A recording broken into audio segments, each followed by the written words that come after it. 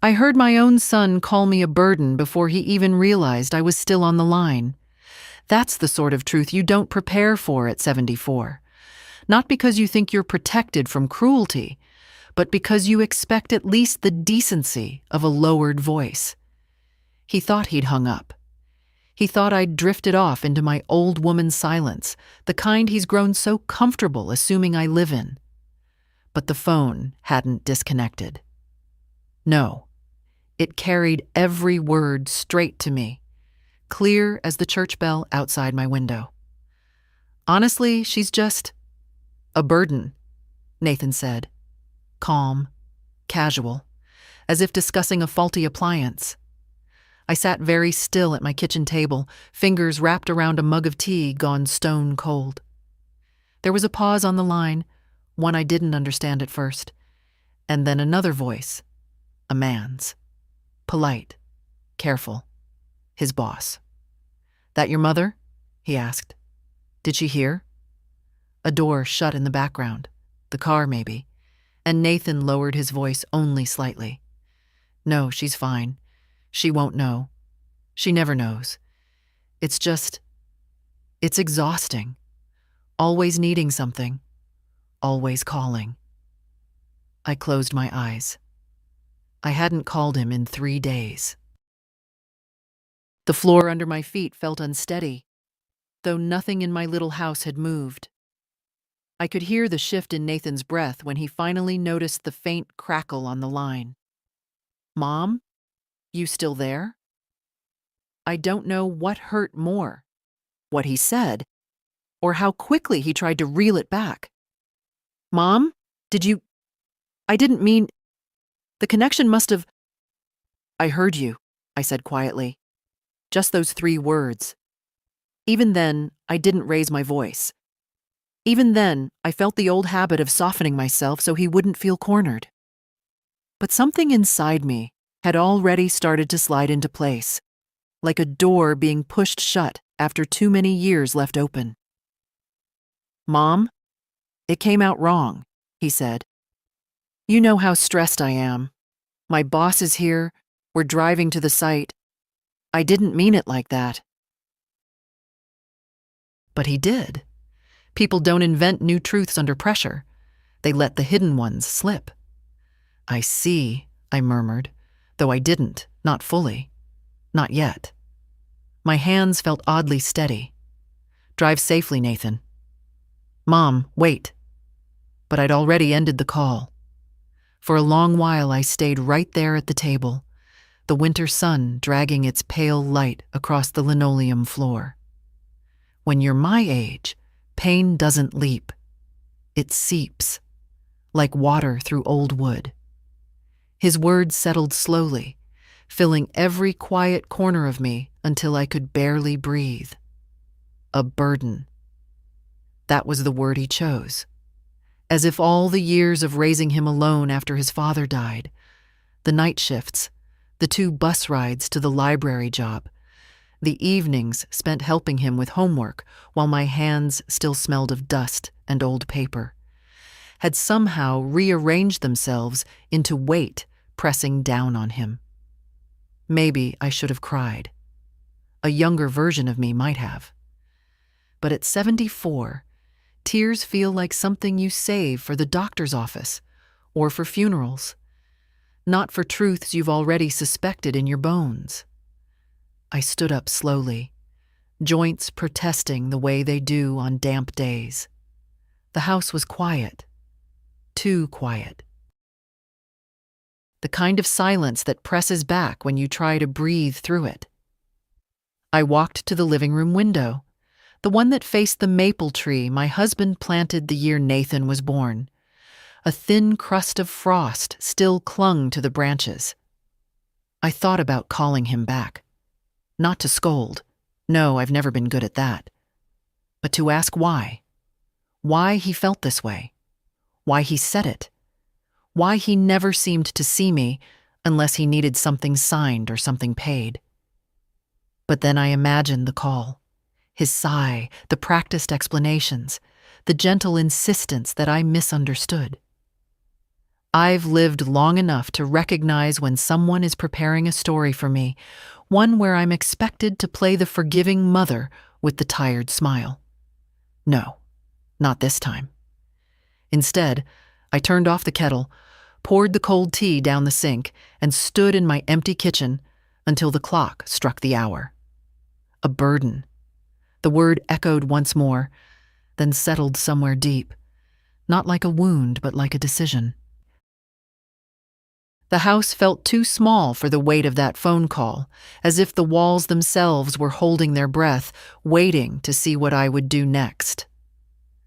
I didn't cry that morning.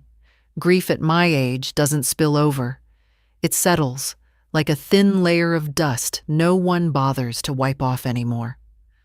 I moved slowly through the rooms, touching the backs of chairs, the edge of the bookshelf, the worn arm of the sofa, as if these ordinary things could tell me whether I had truly heard my son say those words, or only imagined them. But memory, even an old one, does not lie. His voice echoed clearly. Burden. I carried the word with me into the bedroom where sunlight lay in a narrow ribbon across the quilt I'd had for 40 years. I sat on the edge of the bed and looked at the closet door, remembering when it used to hide gifts for Nathan's birthdays. The baseball glove he wanted so badly at 10. The suit for his first internship interview. The second-hand guitar I worked 2 extra shifts to afford. I remembered the way he used to thank me then. Sincere, unguarded. The kind of gratitude that wasn't shaped by obligation or shame. That boy is gone, I thought. And I'm not sure when he disappeared. People assume that relationships crack loudly, but more often, they dissolve quietly, like sugar in warm water. One day, you look at what's left and realize there's nothing solid to hold on to. I had felt this thinning for years. The shorter phone calls, the rushed holidays, the way he always seemed to stand half-turned toward the door, already thinking of where he had to be next. But even then, there was a line he hadn't crossed. Yesterday, he crossed it. I walked into the living room and sat down in my husband's old armchair, the one he used to read the paper in before the illness carried him away. Sometimes I still imagine him there, clearing his throat, adjusting his glasses, glancing up at me with that patient, steady look of his. "What would you say now, Walter?" I whispered to the empty chair. Walter had always seen the truth long before I was willing to face it. He used to tell me, gently, the way only he could, that Nathan had begun to pull away, that he was growing too comfortable taking and rarely giving. But back then, I defended our son the way mothers do, out of instinct rather than reason. He's busy, I would say. He's young. He'll come around. But youth becomes middle age, and busyness becomes an excuse sharpened into habit. I leaned my head back and closed my eyes.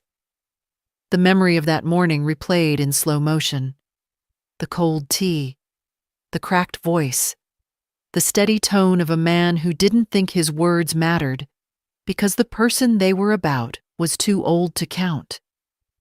I don't know how long I sat like that, motionless, listening to the tick of the old clock. But eventually, my breathing steadied, and something subtle in my chest shifted. Not healing, not yet, but awareness. A clarity so simple it felt almost embarrassing to name it. I cannot unknow what I heard. When I stood up again, I felt taller, though my spine has curved with age. I walked to the kitchen, not because I needed anything, but because the room had always been the center of my life, the place where I cooked meals my boys loved, where I stitched Halloween costumes, where bills were paid and scraped knees tended.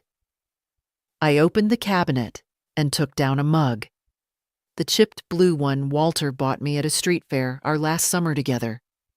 I boiled water, made fresh tea, and sat down at the same table where the word had struck me that morning. For the first time, I let myself ask the questions I'd been avoiding for years. When did my son stop hearing my voice as something worth listening to? When did my presence become an inconvenience to be managed? When did love turn into something assumed rather than felt? I wish I could tell you I found answers, but all I found was the quiet truth that grief and dignity can sit side by side if you let them. My phone buzzed twice on the table. Nathan again. I didn't pick up. I watched the screen dim, the room returning to stillness, and I realized that for most of my life I'd rushed to soften every conflict, to smooth every ruffled edge, to be the one who swallowed hurt to keep the peace. It was a habit carved so deeply into me that breaking it felt like prying open locked fingers. I set the phone aside. Outside the window, a gust of wind shook loose a few brittle leaves, sending them spinning down the street.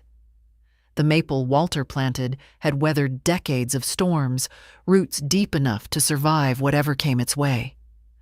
I touched the table, the wood warm beneath my palms, and understood something quietly, painfully, unmistakably true.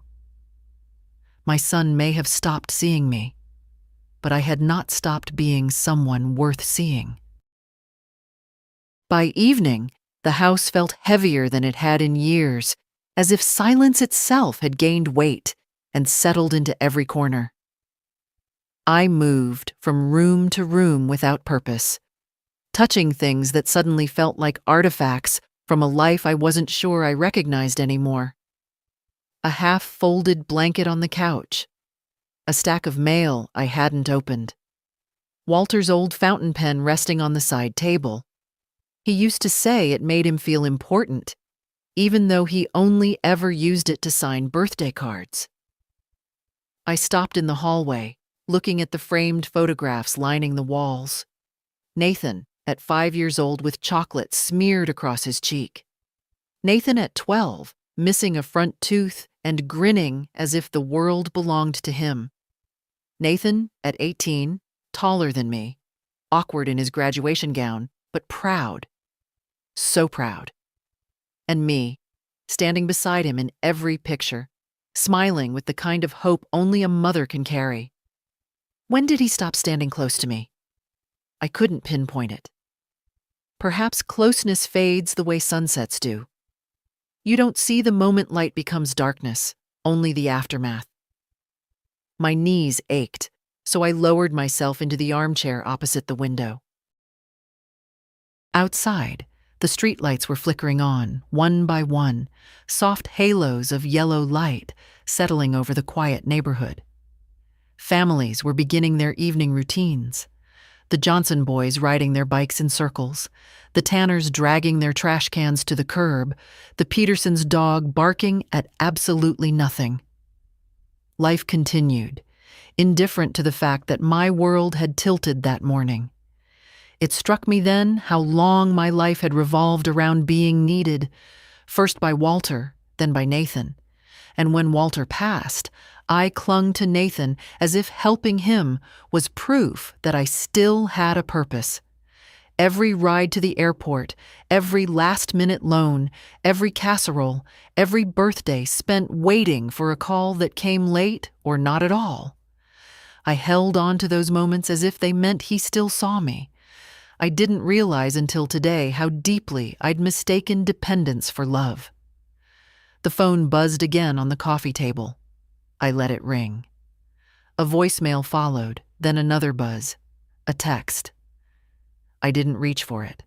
I didn't want to hear his voice bending itself into apologies shaped for convenience rather than remorse. Instead, I pushed myself out of the chair and went to the kitchen. I needed motion, something to anchor me. I filled the kettle, lit the stove, and found myself staring at the flame as it curled around the metal base. Heat spread slowly. It takes its time. Grief does too. I thought of the conversation I'd had with Nathan last month. He needed help with a down payment for something. A new townhouse, he said, closer to work. He'd been so certain I would say yes, so matter-of-fact in the way he'd asked. No embarrassment, no hesitation, as if generosity were my obligation. I gave him part of what he wanted, not all, and even that felt like too much now. He never even thanked me properly. He just said, "You're a lifesaver, Mom," the same way someone says, "Pass the salt." The kettle whistled, pulling me from the memory. I poured the water but didn't drink. The steam rose and faded, leaving nothing behind. A sudden chill ran through me. Not from the cold, but from the realization that my home, for the first time, didn't feel like safety. It felt like the waiting room of someone else's life. I wrapped my cardigan tighter around myself and walked toward the back door. The evening air was sharp, carrying the faint smell of wet leaves. The maple tree rustled softly, the branches brushing against each other like an old couple whispering in the dark. Leaning against the porch railing, I looked up at the sky. It was turning the color of fading bruise, purple, gray, a hint of blue refusing to surrender. I'd always found comfort in twilight, the way it blurred the edges of the world. Tonight, it only made me feel more visible in my aloneness. But standing there, something else stirred, something small, but steady. Not anger, not defiance. More like a shift in balance, the first tremor before a long overdue realignment. I whispered into the night, "I'm tired of shrinking." The words surprised me. They weren't rehearsed. They weren't bitter. They were true in a way that felt almost physical. I'd been folding myself smaller for years to make room for other people's comfort. Nathan's moods, his schedules, his pride. I straightened my shoulders. A simple motion, but one that felt like reclaiming a part of myself I'd misplaced. When I went back inside, the house didn't feel heavier anymore. It felt expectant, as if it knew something I hadn't yet admitted. I looked at my phone then, not to listen, not to reply, just to see it lying there, powerless without my attention. For the first time in a long time, I didn't feel guilty for letting him wait. The next morning, I woke earlier than usual, before the sun had fully risen. Dawn crept in shyly, a thin gray light settling over the kitchen table. I sat there with a fresh cup of tea, hands wrapped around the warm ceramic as if it were the only thing keeping me steady. The night had not brought rest. My sleep came in short, shallow bursts, each one interrupted by the memory of Nathan's voice spilling carelessly from the car speaker. A burden. The word clung to me like a cobweb I couldn't brush off. I reached for my planner, a habit from the decades I spent working at the library, where order meant survival. I flipped through the pages, scanning the notes I'd written over the past months. Small reminders. Refill prescription. Call insurance. Prune the rose bushes. Bake cookies for the church raffle. But as I looked at the careful handwriting, a strange thought took shape. Quiet, but insistent. My life had been arranged around everyone but me. Bills taped inside the cover. Lists of things Nathan asked for. Loan dates. Payment deadlines. A reminder about the car insurance he'd forgotten to renew. Every page was a breadcrumb trail of the ways I had kept his life stitched together. I turned to the back pocket of the planner where I kept receipts, not out of suspicion, but out of habit. A folded bank statement slipped out, landing on the table. My eyes followed the lines automatically, but the numbers hit me differently this morning. Transfers to Nathan. Transfers labeled temporary loan. Transfers with no label at all. just amounts deducted, unquestioned. It wasn't the money that chilled me. It was the ease with which he had grown to expect it, as if my support were a natural resource that would never run dry. A quiet steadiness settled in my chest then, not anger, not revenge, clarity. A clarity I hadn't had in years. I reached for the phone and dialed the bank before I could talk myself out of it. "Good morning, this is Valley Federal," a young man answered. "How can I help you today?" "My name is Margaret Allison," I said. "I'd like to review my recurring transfers and scheduled payments." There was a pause, the sound of keys clicking. "Of course, Mrs. Allison. I see several monthly transfers. Are you referring to the 3 for utilities, or—" "No," I interrupted softly. "The ones going to my son." Another pause, longer this time. "Ah, yes. I see quite a few?" "List them," I said. He cleared his throat. "There's a bi-weekly transfer of $800, a monthly payment of $300 for his insurance, another for his credit line, and—" "That's enough," I said quietly. "I'd like to cancel all of them, effective immediately." "Cancel all?" His voice wavered. "Mrs. Allison, these have been active for several years. Are you sure?" "I'm sure." I could almost feel him straightening in his chair. "Understood. I will process the cancellations now. But I must inform you, Mrs. Allison, that some of the transfers may already be in the authorization stage. That's fine. If there are any penalties, that's fine as well." He typed for a while. "All right. Everything has been suspended. You'll receive confirmation emails shortly." I thanked him and hung up. My hands weren't shaking. That surprised me. I half expected trembling or guilt, or the familiar ache of wanting to explain myself, justify myself. But there was nothing, just a quiet sense of rightness. I looked around the kitchen, noticing how still it was, how peaceful. I realized then that I had lived so long inside worry. Worry for Nathan's finances, his deadlines, his stress, his moods, that I'd forgotten what my own peace felt like. Now, sitting at the table with the morning light spreading across the floor, I felt something close to it. The next decision came just as naturally. I opened the drawer where I kept personal documents, insurance papers, Walter's old pension forms, my deed, the envelope holding my will. I hadn't looked at it in years. It still listed Nathan as the primary beneficiary. I unfolded the pages slowly, smoothing the creases with my palm. Walter and I had written it together when Nathan was 21, full of promise and kindness. We thought we were ensuring his future.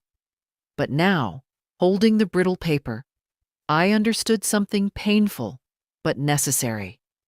My husband had trusted a son who no longer existed. I folded the will back up and placed it on the table. Then I reached for the phone again. The lawyer's receptionist answered cheerfully. "Good morning, Allison and Pierce." "Good morning," I said. My voice surprised me. It was steady, composed. "I'd like to schedule an appointment to update my will and review a power of attorney document." "When would you like to come in, Mrs. Allison?" "As soon as possible." After we set the time, I placed the phone down and leaned back in my chair, letting the finality of my choices wash over me. There was no anger in me, just a strange, cleansing stillness. Outside the window, the maple tree stirred in the wind, its branches swaying like an old friend nodding in approval. And for the first time in years, I didn't feel like someone bracing for the next demand, the next careless request, the next small humiliation disguised as normal. I felt like a woman reclaiming her life. The confirmation emails from the bank arrived just after noon. I saw the screen light up on the kitchen counter, each notification a small, decisive knock echoing through the quiet house. Transfer canceled. Authorization suspended. Recurring payment removed. For years, those very transactions had flowed out of my account like a quiet river, unnoticed until the riverbed had begun to hollow beneath my feet. Now, the flow had stopped. The silence that followed felt like oxygen. I made myself a sandwich, the first proper meal I'd had since yesterday, and ate it, standing by the sink. The morning's decisions had taken something out of me, not because they were difficult, but because they were new. Strength, when you haven't used it in a long time, makes the muscles tremble a little. I took my coat from the closet. It was the tan wool one I'd bought 10 years ago, the kind of coat meant to last a lifetime, warm but not heavy. Walter always liked me in it. He used to say I looked distinguished, though at the time I thought he was just flattering me. Now, slipping it on, I felt something close to dignity wrap around my shoulders. I needed to walk. Not far, just enough to let the cold air clear the remnants of Nathan's voice from my thoughts. The neighborhood was quiet, the kind of quiet only weekday afternoons can produce. A few retirees tending their gardens, a delivery truck idling by the curb, a mother pushing a stroller bundled like winter cargo. I nodded to the usual faces, people who'd seen me year after year, carrying groceries, trimming hedges, waving politely from across the street. But today, for the first time, I felt separate from them. Not distant, simply more aware of myself, as though stepping out of a long fog and seeing the world with clean eyes. I ended up at the park near the library where I used to work. Children played on the swings, their laughter bright and weightless, reminding me of afternoons I'd spent here with Nathan when he was little. Back when his small hand fit easily into mine, and he looked up at me as if I were the sun itself. I sat on the bench, the one beneath the old elm tree. Its bark had deepened in ridges over the years, much like the lines in my own face, shaped by time rather than trouble. The crisp breeze brushed against me, carrying faint traces of pine and distant chimney smoke. For a moment, I allowed myself to remember the early years, not with sadness, but with honesty. Nathan had once been tender, thoughtful even. He used to bring me flowers picked from the neighbor's yard, saying they needed to be appreciated. He'd read library books aloud to me, stumbling over words but refusing help. I had believed those seeds of gentleness would grow into something steady in him. But life has its own way of shaping a person, and sometimes those seeds fall on thinner soil than we hope. A robin landed near my feet, hopping twice before flying off. I watched it go and found myself thinking of something Walter once told me during our final months together. We were sitting in the backyard, the autumn wind turning his breath into mist. "Margaret," he'd said, "you carry too much. One day it's going to crush you if you don't learn to put something down."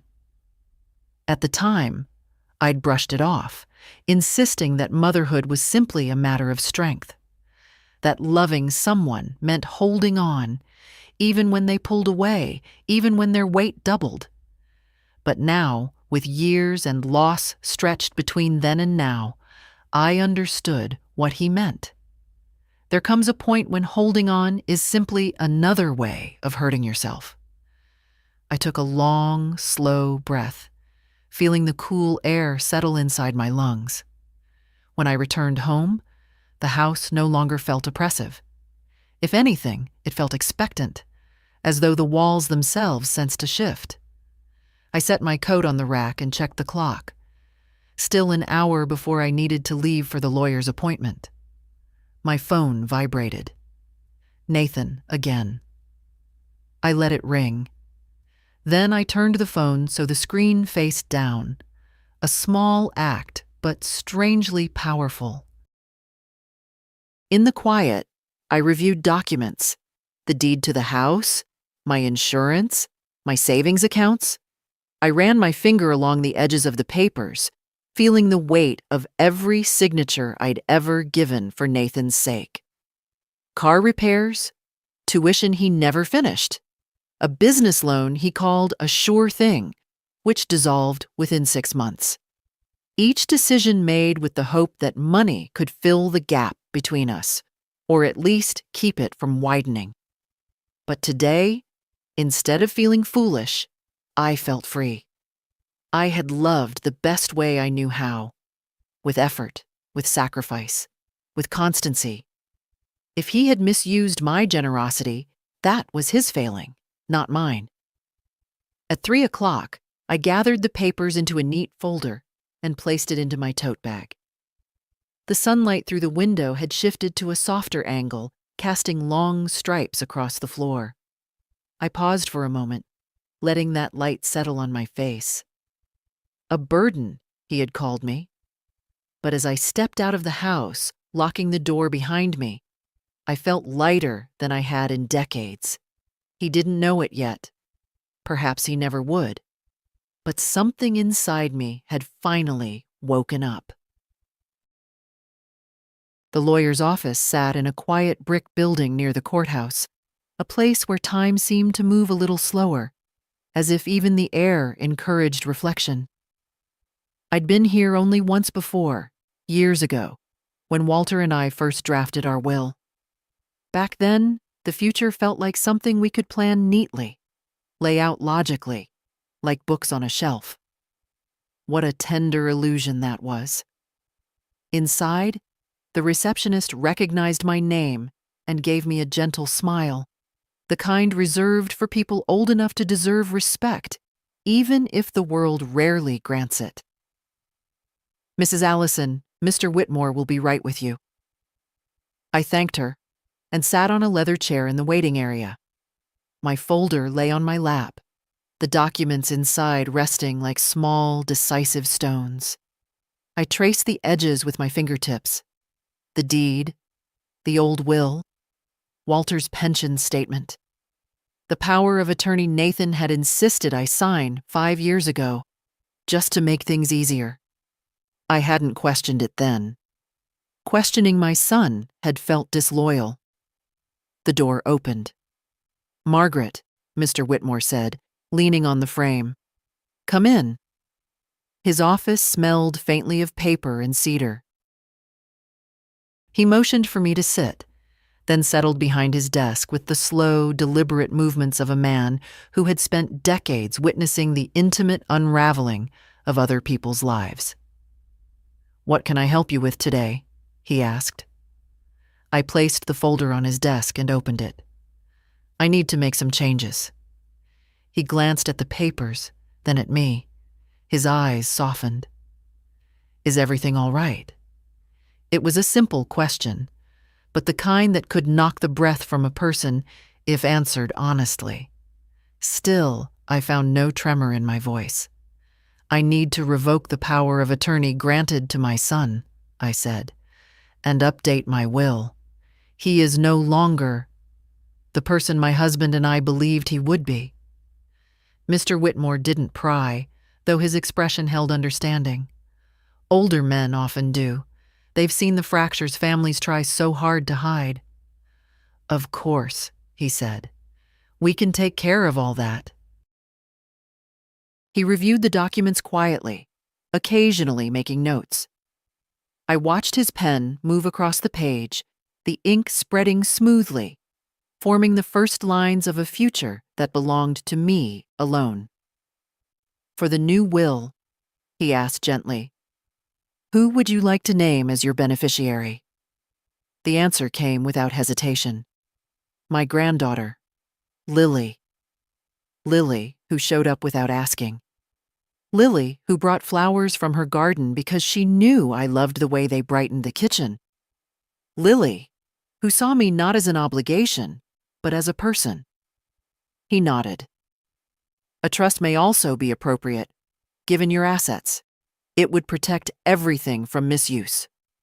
Let's do that. He explained the structure. An irrevocable trust, controlled by a neutral trustee, ensuring that no one, not even Nathan, could demand, pressure, or manipulate access. It felt like placing armor around the last part of my life that still belonged to me. When he finished outlining everything, he looked up. These are significant changes. Are you sure this is what you want? I folded my hands in my lap. They didn't shake. For the first time in a long time, yes. I'm sure.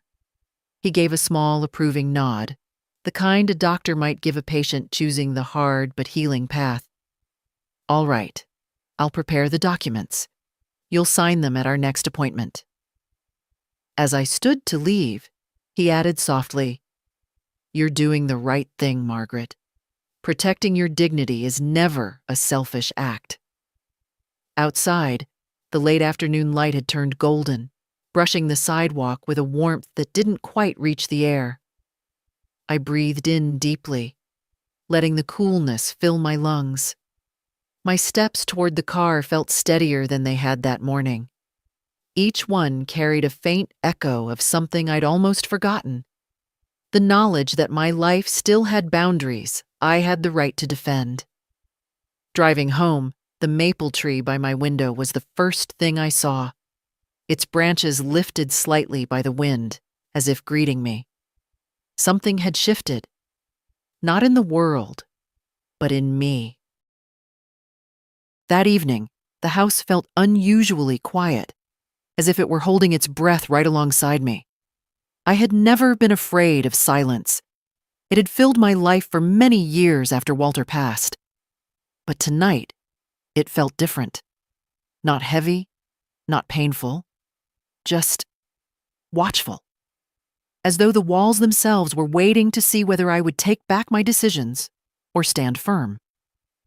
I set my tote bag down by the sofa and eased myself into Walter's old armchair.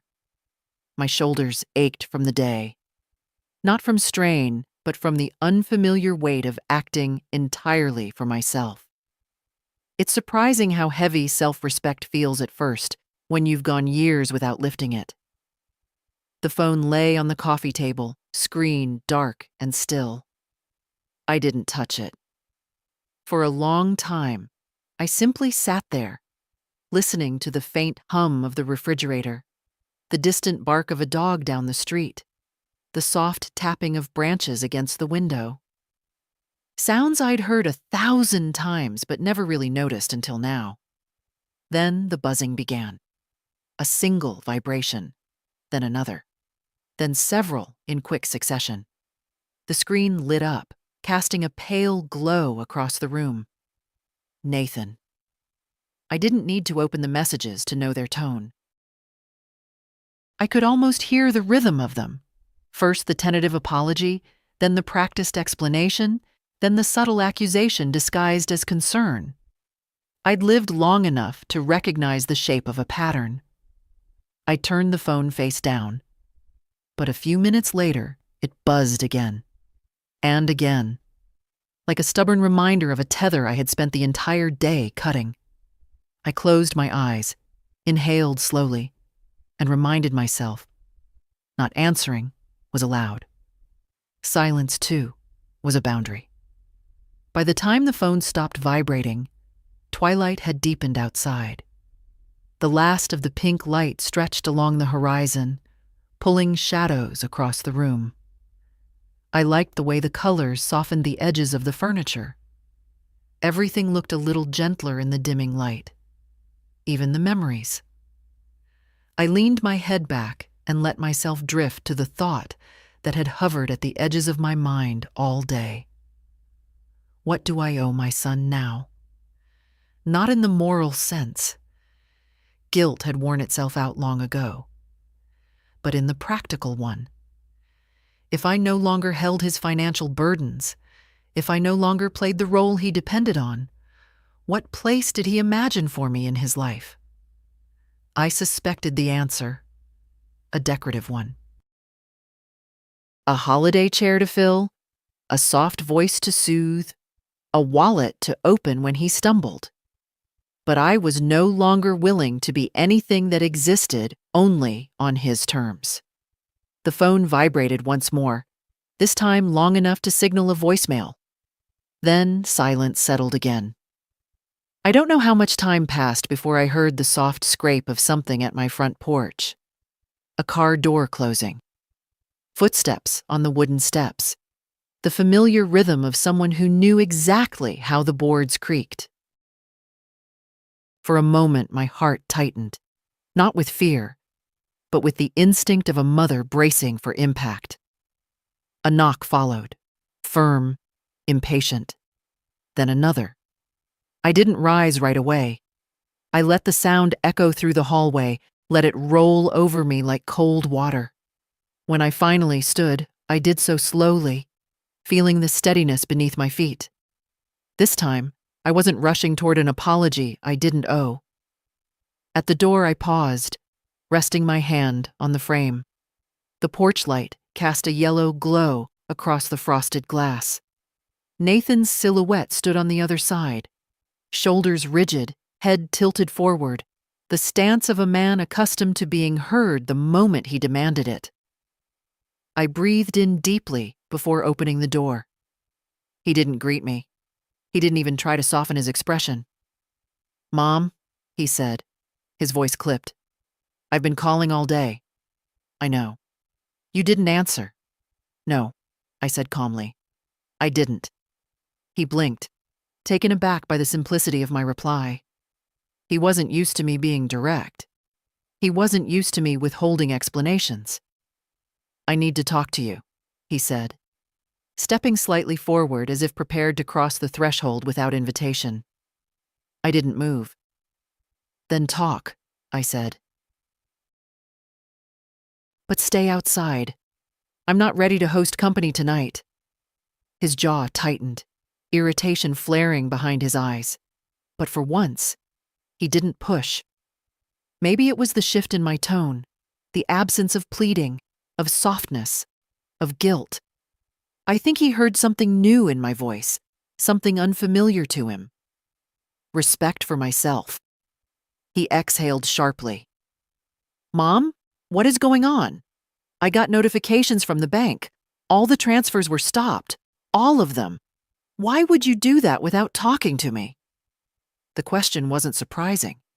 What surprised me was how little it pierced. "I didn't need your permission to make decisions about my own money," I said gently. He stared at me, stunned into silence. The sky behind him darkened, turning the edges of his figure into shadow. For the first time in our lives, I saw not the boy I raised, not the man I hoped he'd become, but the person he was in this moment. Someone forced to face the consequences of years he had taken for granted. And I felt no guilt. Only a steady, quiet certainty that this conversation was the beginning of something long overdue. Nathan stood on the porch as if the cold couldn't touch him, though the night air had sharpened enough to sting my cheeks. He kept shifting his weight, bouncing slightly on the balls of his feet, a habit he'd developed in childhood whenever he felt cornered. Back then, I would bend down, smooth his hair, tell him everything would be all right. Tonight, I simply watched. "Mom," he said, lowering his voice as if I were the unreasonable one, "you can't just cut everything off without warning. I rely on those transfers." I folded my arms loosely, not in defense, but in steadiness. "That's the problem, Nathan. You rely on them." "They're temporary," he insisted. "You know that." Temporary, a word he had used for years, stretched until it no longer resembled anything true. Before I could respond, headlights swept across the street. A small car pulled up and parked just behind Nathan's. The door opened, and a familiar slender figure got out. "Grandma?" The voice was soft, surprised. I saw Dad's car. Is everything okay? Lily. She walked toward us, her long scarf wrapped twice around her neck, hair pulled up in the messy knot she always wore when studying. 19 years old, thoughtful as a spring morning, brave without trying to be. Nathan stiffened. Lily, go home. This is between me and your grandmother. She ignored him completely and stepped onto the porch, placing herself beside me as naturally as if she'd always belonged there. Her eyes searched my face, worried, gentle. Did something happen? I could have lied. I almost did. Years of habit make denial the easiest path. But I saw the concern in her expression, and something inside me softened. Not into weakness, but into honesty. Your father and I are having a conversation we should have had a long time ago, I said quietly. Nathan exhaled sharply. Unbelievable. Mom, you're making this bigger than it is. I said something I didn't mean. Can't we just move past it? Lily's eyebrows knit together. What did you say? He shot her a warning look. This is none of your business. That's not how family works, Dad, she said calmly. Not when you hurt someone. Her composure unsettled him. She had Walter's steadiness, not mine. Well, he snapped, since you seem to think you're a part of this, fine. I accidentally left Mom on speaker this morning, and she heard something out of context. I didn't speak. I let him choose his version. He cleared his throat. I said she was difficult sometimes, that's all. And now she's blowing it way out of proportion. Lily turned to me. Is that what you heard? I held her gaze. No, I said. It isn't. Nathan's jaw tightened. Mom, you called me a burden, I said, still calm. You said I was exhausting, that I always needed something. Lily inhaled sharply. Nathan's face flushed. From anger or shame, I couldn't tell. That was private, he muttered. You weren't supposed to hear it. I almost laughed, not because it was funny, but because it revealed everything at once. And that, I said softly, is exactly the point. Silence settled on the porch. Nathan folded his arms, mirroring my stance but with none of the ease. Look, Mom, I apologized. What more do you want? I want you to understand, I said. I am not here to be used, not financially, not emotionally, not as an easy place to unload your frustrations. Lily stepped closer to me, her shoulder brushing mine in quiet solidarity. Nathan noticed. His eyes narrowed. So she knows now? He asked, voice rising. You told her? Of course you did. Great. Wonderful. One more person who thinks I'm the villain. No one said that, I replied. But your actions have consequences. He groaned, pressing his palms to his forehead. Mom, please. I have enough on my plate. Work is a mess. Bills are piling up. And yet, I interrupted gently, you found time to call me a burden in front of your boss. He froze, truly froze. His chest rose and fell in a shallow breath. You heard that part. I heard everything. For a moment, his bravado slipped. Fear flickered in his eyes, not fear of losing me, but of losing what I provided. Lily looked at him then, not with anger, but with disappointment so deep it made him shift uncomfortably. Dad, she said quietly, Grandma deserves better. He shook his head, stepping back. I can't deal with this right now. Then you'll have to deal with it later, I replied. But things won't go back to how they were. He stared at me for several long seconds, waiting for me to soften, to rescind my words, to step forward and rescue him from the discomfort I'd finally placed in his path. I didn't move. At last, he let out a frustrated exhale, turned, and walked down the steps toward his car. But Lily stayed beside me. Only when the engine faded into the distance did she finally speak. "Grandma, I'm so proud of you." Her voice trembled, not from sadness, but from relief. I didn't realize how much I needed to hear that until it settled gently into the quiet space Nathan had left behind. After Nathan's car disappeared down the street, the porch grew quiet again, the evening settling around us like a soft shawl. Lily stayed beside me, her hands tucked into the sleeves of her sweater, her breath faintly visible in the cooling air. I could feel her watching me, not with pity, but with a kind of worried tenderness that made my throat tighten. "Do you want me to come inside for a bit?" she asked. I nodded, though I wasn't sure what I needed: company, or simply not to be alone with the echo of Nathan's frustration still hanging in the air.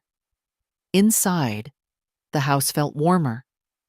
Lily took off her coat and draped it over a chair in that gentle way she did everything. She moved through my kitchen like she'd grown up in it, pulling cups from the cabinet, filling the kettle without asking. A small act, but I felt it deeply. Care, freely given. "Grandma," she said after a moment, "I didn't know Dad talked like that. Not about you." I sat at the table, fingers resting on the wood grain worn smoother by decades of use. He didn't always, but somewhere along the way, he stopped seeing me. Not really me, just what I could do. Lily frowned, her brow tightening. "He's wrong. You know that, right? Nothing about you is a burden." Her voice carried a steadiness that reminded me of Walter.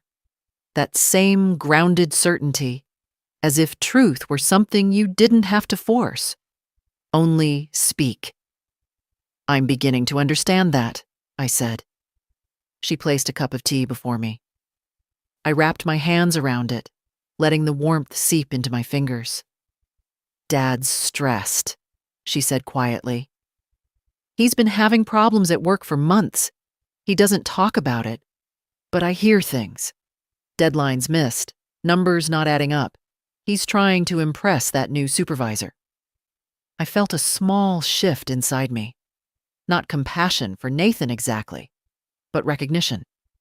Pressure can twist a person, but only along the cracks already there. "Even so," Lily continued softly, "that doesn't give him the right to talk about you like that." I met her eyes. People reveal themselves under pressure. He did. She bit her lip, thinking, "What will you do now?"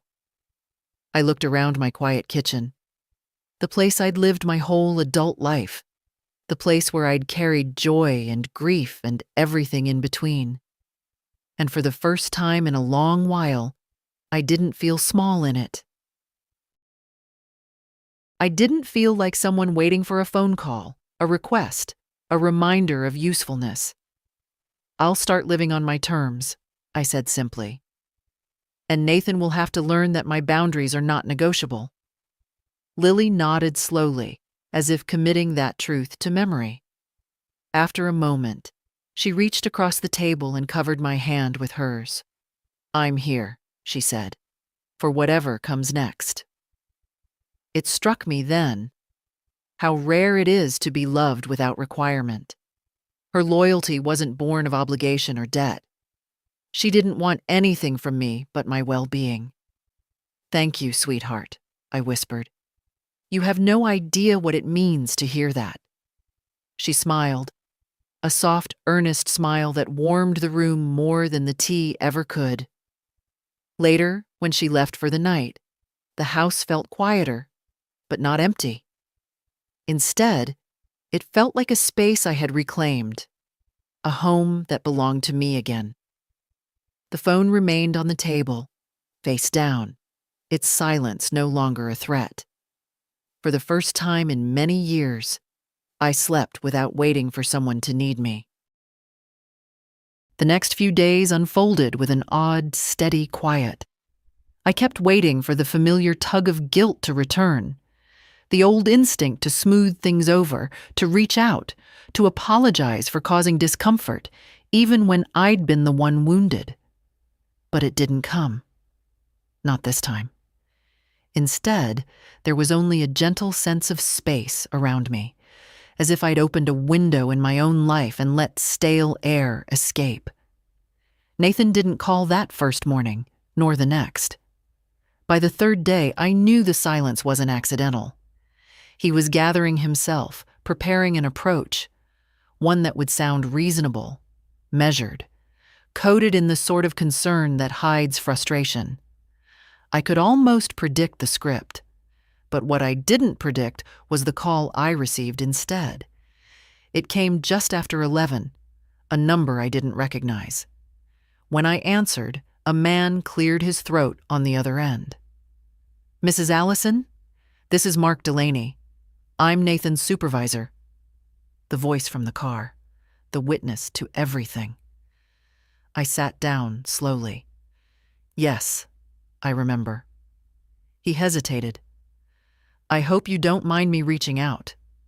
I just wanted to check on you." That morning, well, I wasn't sure you meant to be on the line. A surprising warmth rose in my chest, not from gratitude, but from the simple courtesy of being acknowledged as a person rather than as an inconvenience. "I was on the line," I said, "and I heard what I heard."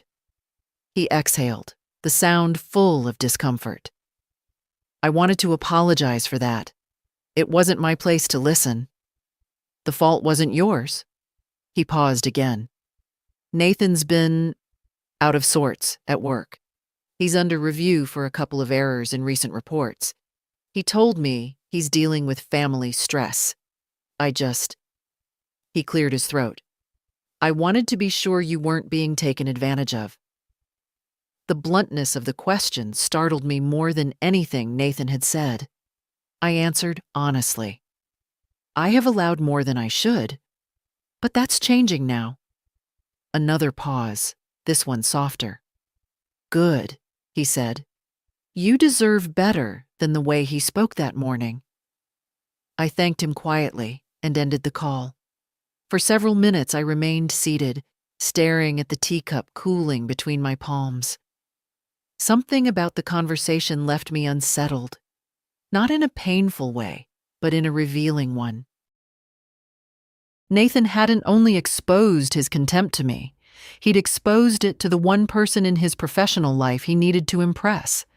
And instead of concern for what his words had done to me, he'd framed the aftermath as his burden. A familiar sadness stirred, but it didn't take hold. It merely passed through me, like a visitor no longer welcome to stay. By evening, the silence I'd grown accustomed to broke with the inevitable. A text, then another, then a third. "Mom, we need to talk. Please answer. I'm coming by tomorrow." No apology, no acknowledgement of anything he'd done, just intent, directive, expectation, the old language. I placed the phone on the counter and let the messages sit there. Tomorrow would come, Nathan would come, and whatever he arrived with, anger, excuses, desperation, I would meet it differently than before. Not as someone shrinking into the role he'd given me, but as the woman I had rediscovered these past days, quiet, steady, unwilling to be erased. Nathan arrived earlier than I expected, just after 9 in the morning. I saw his car pull up from my kitchen window, the engine barely cooling before he stepped out, shoulders tense, jaw set. There was urgency in his movements, but not the kind born of concern. This was the urgency of a man feeling something slip from his grip. I didn't rush to open the door. I finished drying my hands, folded the towel neatly, and walked to the entryway with the slow, steady pace of someone who'd decided she would not be hurried anymore. He knocked twice, sharp and impatient. When I opened the door, I didn't invite him in. "Mom," he said, breathless, though he hadn't climbed a single stair. "We need to clear the air." "I'm listening," I replied, staying framed in the doorway. He frowned. "Can I come inside?" "Not today." The refusal startled him. I saw it flicker across his features before he tried to mask it with irritation. "Fine," he said. "We'll talk here." He rubbed the back of his neck, searching for the right opening. "Look, I know you're upset, obviously, but cutting off the transfers? Canceling everything without a conversation? That's extreme." "It's overdue," I corrected. He blew out a breath. "Mom, you know what I meant the other day. I was stressed. My boss was in the car. I just said something stupid." "You said something true," I said softly. "True to how you see me." His mouth tightened. "That's not fair. It's honest." He looked away then, glancing toward the street, as if hoping the argument would drift somewhere else. It didn't. "You didn't have to embarrass me at work," he muttered. "Delaney pulled me aside yesterday. He said he called you." "He did." "You talked to him? Why would you—" "He reached out to be sure I wasn't being taken advantage of," I said. "He showed more concern than you have in years."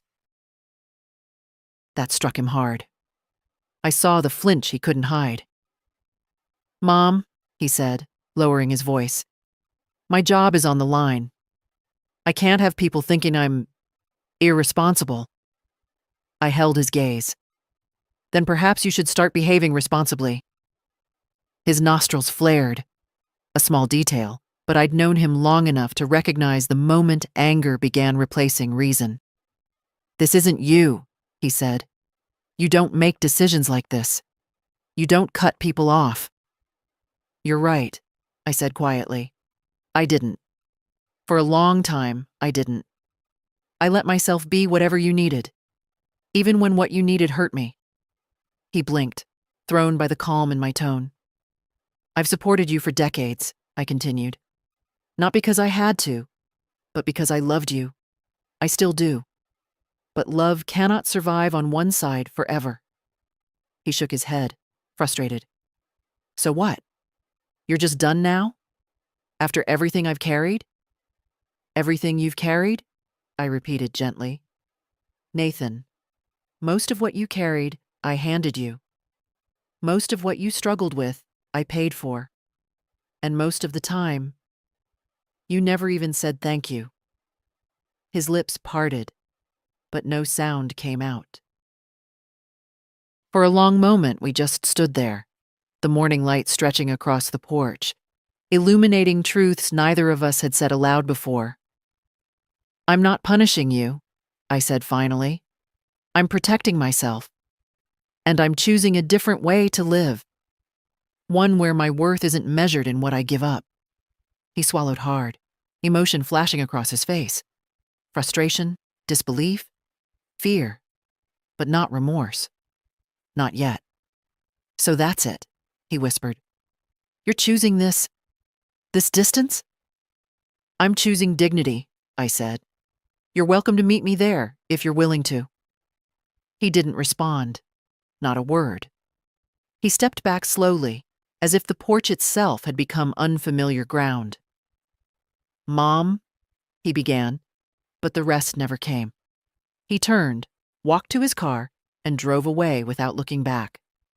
I closed the door gently, not as an ending, but as a boundary. And for the first time in many years, closing a door didn't feel like loss. It felt like clarity. The morning after Nathan left my porch, I woke with an unfamiliar feeling. Not ease, not joy, but a kind of groundedness. As if my feet were finally planted firmly in my own life rather than in the space his needs carved out for me. The house was quiet, sunlight just beginning to stretch across the bedroom floor. For once, I didn't wake with the reflex to check my phone or the lingering dread of what favor might be asked next. I brewed tea and carried it to the dining table, letting the steam warm my face. Outside, the maple tree shifted in the wind, leaves brushing together with that soft sound I'd always mistaken for loneliness. Today, it felt like company. Midway through my tea, the phone buzzed. A single vibration. Not frantic. Not insistent. Nathan. I didn't pick up. I let it go to voicemail. A moment later, the message notification appeared, but I didn't press play. My world didn't need to rearrange itself around his urgency anymore. Instead, I gathered the documents from yesterday's meeting and laid them neatly on the table. They no longer felt like heavy choices, just steps forward. Necessary steps. My hands moved with a steadiness I hadn't felt in years. By lunchtime, I had almost convinced myself the worst of it was behind me. But life rarely grants clean lines. It moves in circles and echoes. At 1 o'clock, a firm knock sounded at the front door. Not hurried, not angry, just present. When I opened it, Nathan stood there, neither defensive nor contrite, just tired. A kind of worn-out heaviness clung to him, as if he'd slept badly and carried the weight of it in his shoulders. "Mom," he said quietly, "can we talk? Really talk this time?" I considered him for a long moment, then nodded and stepped onto the porch, closing the door behind me. I still wasn't ready to let him inside my space. Boundaries aren't built in single moments. They're reinforced one decision at a time. He didn't argue. That alone was surprising. "I listened to your voicemail," he began. "I know it didn't seem like it yesterday, but I am trying to understand." Trying, not succeeding, but trying. "What is it you think you understand?" I asked. He rubbed his eyes. "That I've been relying on you too much. That I've taken advantage. I know it looks that way." "It doesn't just look that way," I said gently. "It is that way." He winced, but he didn't fight it. "I keep telling myself I'm helping you when I keep things from you," he said. "That I'm protecting you from stress. But maybe I've just been avoiding responsibility and expecting you to pick up the slack." It surprised me. Not because it was profound, but because it was honest. I didn't speak. I let him continue, let him sit in the truth he was only beginning to face. "I know I hurt you," he said softly, "and I'm not asking you to pretend otherwise." A small wind moved between us, lifting a curl of hair from my forehead. "I can't undo the things I said," he went on. "And I don't expect you to forgive me right away, but I don't want this distance. I don't want to lose you." There it was. The fear behind his urgency. Real, unpolished, unguarded. "Nathan," I said, "you're not losing me. You're losing access to the parts of me you misused." He looked up sharply, eyes rimmed in something like shame. "I'm your mother," I continued. "That doesn't end. But what does end is the expectation that I will carry you at the cost of myself. I won't return to that." He swallowed. "I don't know how to fix this." "You start," I said, "by listening. Truly listening. Without dismissing, without minimizing, without turning everything into what you feel." He nodded slowly, hesitant, but present. "I can try," he said. "Trying is a beginning," I replied. "But the rest is on you, not me." For the first time in years, he didn't argue. He simply lowered his gaze and breathed, as if absorbing the weight of what I'd said. We stood there for a moment, not reconciled, not healed, but honest. And sometimes, honesty is the first doorway to change. Nathan didn't call for 2 days after that conversation on the porch. Not out of anger. I could sense that in the silence. It was the pause of a man trying to rearrange the pieces of his life and unsure where to place the largest one, his own mother's boundaries. I didn't wait for him, didn't hover near the phone the way I once would have. I cooked simple meals, tidied the house, reread an old mystery novel. I moved through my days as if I were stepping back into a life I'd forgotten belonged to me. On the third evening, just as I was settling into my armchair with a blanket across my knees, I heard a hesitant knock at the door. Not the sharp, demanding knock Nathan used when he felt entitled to my time. This one was softer, almost asking permission just to exist. When I opened the door, he stood with his hands in his coat pockets, shoulders slightly hunched. A boy again, somewhere beneath the man. "Mom," he said quietly, "can I come in this time?" I hesitated only a heartbeat before nodding. Allowing him inside wasn't surrender. It was intention. My choice, on my terms. He stepped in slowly, glancing around the room as if seeing it for the first time. Maybe he was. When you treat someone as a fixture in your life, you stop seeing the life around them. "I brought something," he said, lifting a paper bag. "It's just soup. I didn't know if you'd eaten."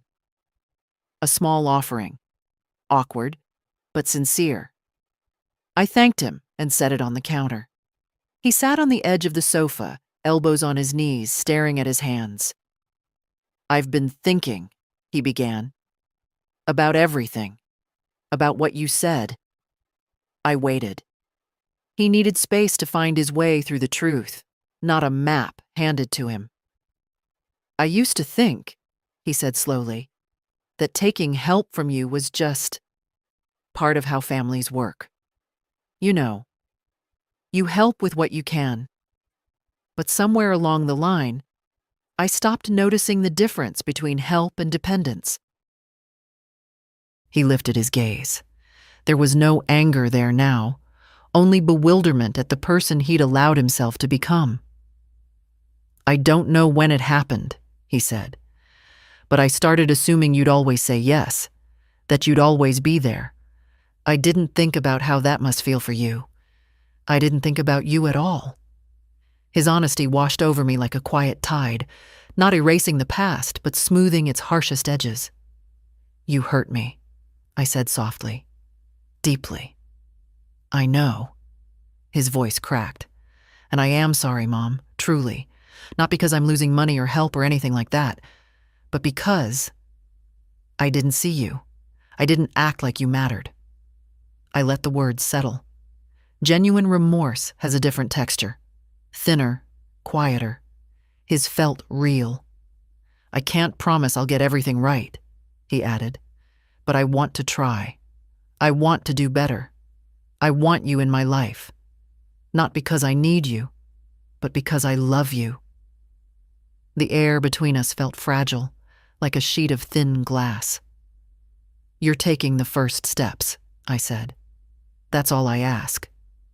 But understand, Nathan, I won't go back to the way things were. I won't erase myself to keep peace." He nodded quickly. "I don't want that.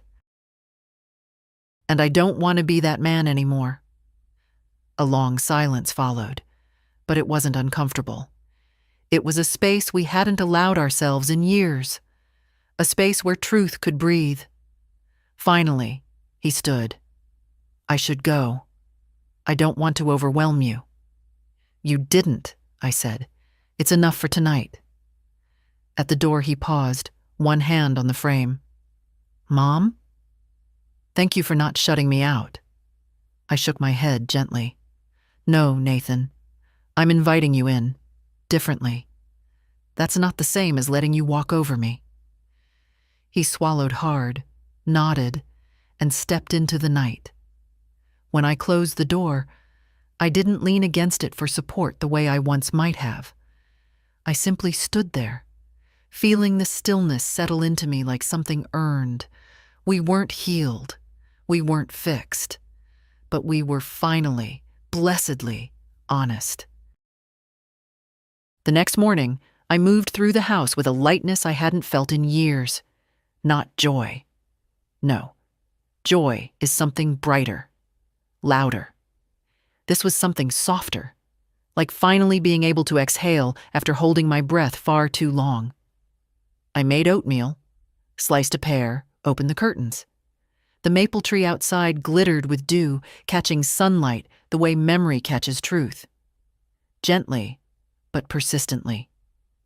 Nathan's visit lingered in my mind, not as a wound reopening, but as a wound finally beginning to close. His apology hadn't erased anything. Apologies rarely do, yet it had landed somewhere deeper than I expected. For the first time, he'd spoken not from entitlement or desperation, but from reflection, a man facing his own failings. That, at least, deserved room to breathe. Still, I kept my pace steady and slow. Healing is not a race, and hard-earned boundaries don't dissolve overnight. Around noon, I stepped outside to water the potted herbs on the porch. The air was crisp, carrying the faint scent of pine from somewhere up the street. As I bent to check the soil, a soft hum drifted toward me. A familiar car, small, gentle in sound. When I looked up, Lily was already climbing out, waving. "I brought you something," she called, holding a grocery bag against her hip. She joined me on the porch, eyes bright, cheeks flushed from the cold. "Chamomile tea, the good kind, and honey from that little market you like." I smiled. "You spoil me." "No," she said simply. "I just see you." The words struck deeper than she knew. We went inside, and she unpacked the bag in that easy rhythm she seemed born with. She filled the kettle, sliced a lemon, set 2 cups on the table. There was no hurry in her movements, no tension, just presence. "Dad told me he talked to you," she said after a moment, not looking up from the honey jar she was opening. "He did," I said. She nodded, thoughtful. "He's been quiet since. Not angry. Just thinking. I think he's scared, Grandma. Not of you, of himself, of realizing things he didn't want to admit." I sat with that for a moment. Fear can be a powerful teacher, if one is willing to learn. "I don't expect him to change overnight," I said. "I know," she replied. "But he heard you. Really heard you. That's new." When the tea was ready, she poured mine first, the way Walter used to. I wrapped my hands around the warm cup, letting the steam soften the edges of the morning. "You seem stronger," Lily said suddenly, studying me with those perceptive eyes. "I feel stronger," I admitted. "Not because Nathan apologized, because I finally stopped apologizing for myself." She smiled, pride warming her face. "You deserve that." We talked for a while, about her classes, her roommates, the stray cat wandering around her dorm building. Simple things, ordinary things. But beneath them was a quiet current of something profound, connection, unforced and mutual. After she left, the house didn't feel empty. It felt supported, as if her presence had reinforced the walls from within. Later that afternoon, I received a text from Nathan. "Thank you for last night. I'm working on things. I'll call when I have something real to say." It was small. It was imperfect. It was enough. I put the phone down gently, not with the trembling hope of the past, but with a calm acceptance of the present. Life wasn't repaired, but it was mending. And I felt, for the first time in a long while, entirely aligned with myself. The last days of that week passed with a kind of steadiness that felt almost foreign to me. Not because nothing happened, but because I wasn't pulled in every direction anymore. My life, for the first time in many years, moved at my pace. The mornings were still slow, the evenings still quiet, But now the quiet didn't feel like emptiness. It felt like room. On Friday, sunlight filled the kitchen so warmly that the floor looked almost golden. I stood by the counter, slicing an apple for breakfast, when I realized something so simple it made me pause. I no longer dreaded the sound of my own thoughts. The phone rang once, a gentle ring. Nathan's name appeared on the screen, not demanding, not insistent, just there. I let it ring twice more before I answered.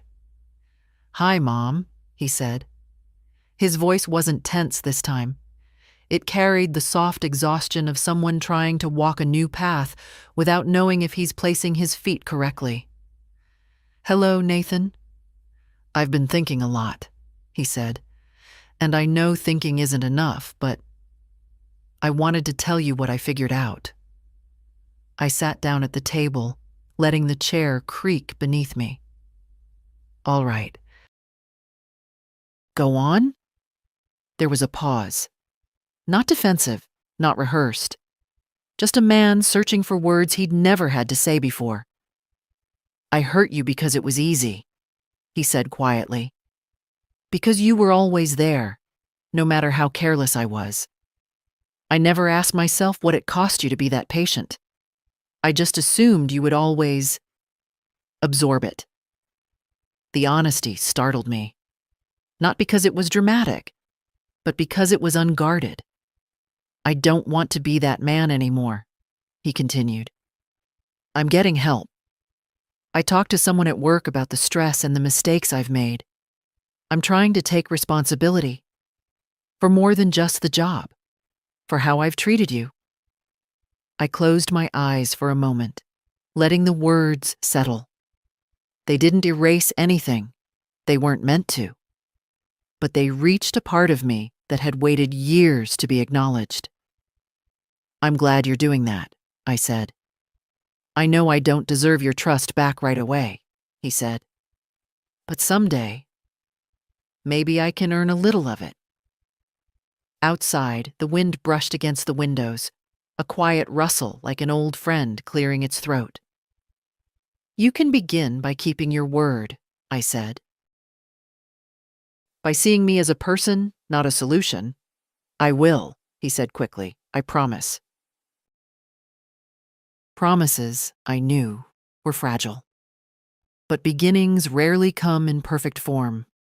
They come in earnestness, in effort, in the space between what we were and what we hoped to be. When we ended the call, I didn't feel triumphant. I didn't feel vindicated. What I felt was steadier, a calm acceptance that life doesn't always offer clean victories. Sometimes it gives you a shift, a turning, a door half open instead of slammed shut. In the afternoon, Lily stopped by with a bouquet of late-season flowers.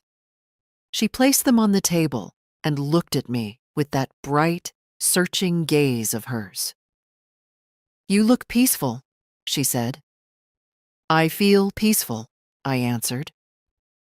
We sat together on the porch, wrapped in blankets, sipping chamomile tea as the sky softened toward evening. The maple tree stood tall, its branches moving gently, the same way Walter used to nod when something finally made sense to him. "Grandma?" Lily asked after a quiet stretch. "Are you proud of yourself?" I smiled at the horizon. "Yes," I said. "I am." Not loudly, not triumphantly, but truthfully. Because I had chosen myself without abandoning love. I had drawn a line without building a wall. I had reclaimed my voice, not to shout, but to speak clearly again. As the last of the light faded, I heard myself say something I'd never allowed before. "I'm not afraid of the years ahead." Lily squeezed my hand. "You shouldn't be." And I wasn't. For the first time in a long time, the road ahead looked like something I could walk. Slowly, steadily, with dignity intact. And if you're reading this, if any part of my quiet fight feels familiar to you, then hear me gently. Choose yourself. Choose your voice. Choose your dignity. And do it before someone convinces you that you don't have the right.